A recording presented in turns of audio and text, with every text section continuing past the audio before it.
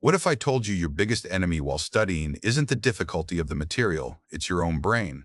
And I don't mean you're not smart, I mean your brain is wired to get distracted. But what if you could rewire it? We've all been there. You sit down with the best intentions, textbook open, highlighter ready. But then your phone buzzes. You think, I'll just check this one message. 45 minutes later, you're watching videos of cats playing the piano, and you've forgotten what you were even studying. It's frustrating, and it makes you feel like you have no willpower. But here's a liberating thought. It's not about willpower, it's about strategy. Today, we're going to uncover 3 powerful, science-backed techniques to build a fortress of focus around your mind so you can study effectively, remember more, and do it all in less time.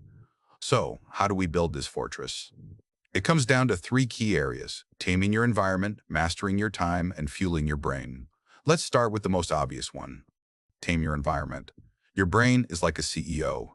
It has a limited amount of mental energy for decision-making and focus every day. Every time you resist a distraction, like ignoring a notification or stopping yourself from opening a new tab, you're spending that precious energy. The goal isn't to be a superhero of willpower. The goal is to make willpower unnecessary. How? By designing your environment to make focus the easiest thing to do. This is what researchers call making time for traction. It's about being proactive, not reactive.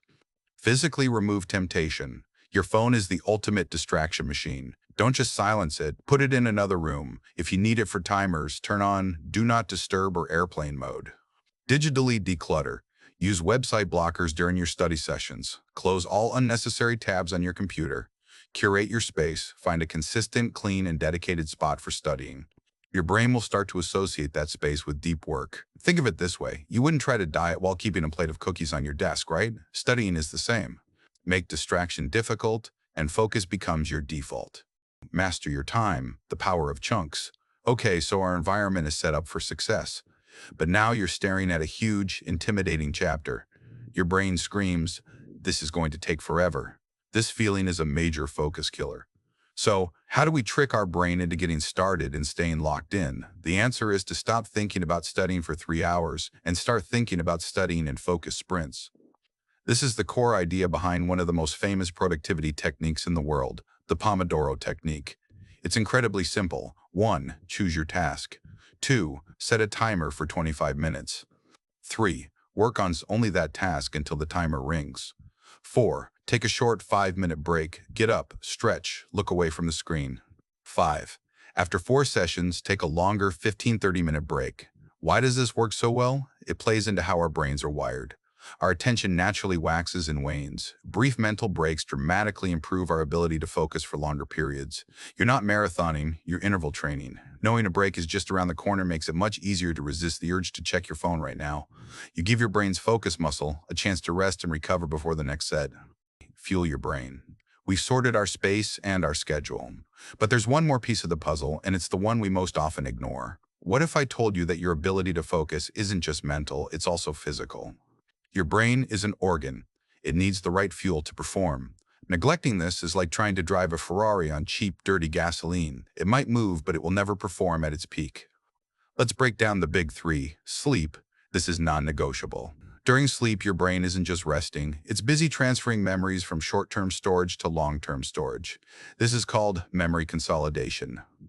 Research has consistently shown that sleep deprivation severely impairs attention and cognitive speed. Aim for 7 to 9 hours. It's the ultimate cognitive enhancer. Movement, feeling foggy? Don't reach for another coffee. Take a 5-minute walk. Exercise increases blood flow to the brain, delivering oxygen and nutrients. Even short bouts of physical activity can improve concentration and attention. Hydration and nutrition? Your brain is mostly water. Even mild dehydration can lead to brain fog. And for food, avoid heavy, sugary meals before a study session. They cause energy spikes and crashes. Opt for brain foods like nuts and whole grains for a steady release of energy. Treat your brain like the high-performance machine it is, and it will reward you with laser-like focus. So, let's recap our focus fortress. 1. Tame your environment. Make distraction difficult and focus easy. 2.